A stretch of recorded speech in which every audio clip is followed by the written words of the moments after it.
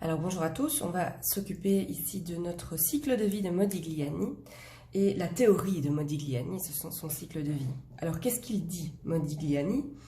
Il dit simplement que de manière générale, les consommateurs ont un mode de consommation, une certaine consommation qui reste constante tout le long de leur vie.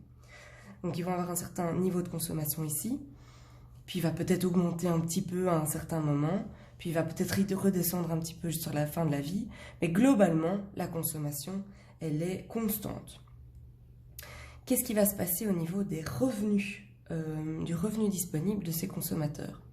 Au départ, on a un revenu disponible qui est légèrement au-dessus de la consommation, c'est notre entrée dans la vie active.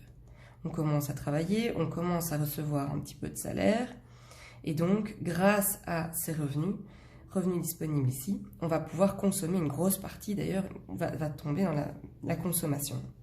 Okay. Notre revenu disponible, il va augmenter de plus en plus que le temps passe, on va avoir un revenu qui est de plus en plus élevé. Okay. Pourquoi? Parce que notre salaire augmente avec l'expérience, avec le nombre d'années, etc. Arrive le deuxième grand moment de notre vie, notre retraite. Okay. À la retraite, qu'est-ce qui se passe? Mais notre revenu, il chute terriblement puisqu'on ne va plus recevoir de salaire, on va recevoir une certaine pension, donc on va quand même avoir un certain revenu ici qui sera possible, mais il va être nettement moins élevé que ce qu'on avait précédemment. On peut même redescendre très très fort jusqu'ici. Et puis qu'est-ce qu'il va faire ce revenu? Eh bien, au fur et à mesure que l'on vieillit, on va avoir ce revenu qui diminue vraiment de plus en plus, jusqu'à notre troisième temps ici, notre mort. Ça, c'est Modigliani qui le dit. Qu'est-ce que ça donne finalement quand on regarde ce schéma? On a des zones qui sont notées ici. Alors, quand je prends de quoi vous montrer ici les zones, on a une zone ici où le revenu est plus important que la consommation.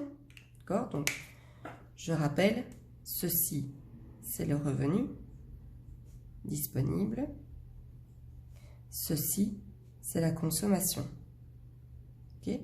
Donc, on a un revenu disponible qui est plus élevé que notre consommation. On est dans une zone d'épargne. Donc, tout le temps, entre le début de la vie active et jusqu'à notre retraite, on va épargner. Tandis que, arrivé le temps de notre retraite, on tombe dans une deuxième grande phase, si vous voulez. À partir de notre retraite, la consommation, elle est ici au-dessus. Notre revenu disponible, il est ici en dessous. Consommation toujours au-dessus. Et ici, notre revenu disponible. Résultat, on tombe dans une zone ici de désépargne. Désépargne.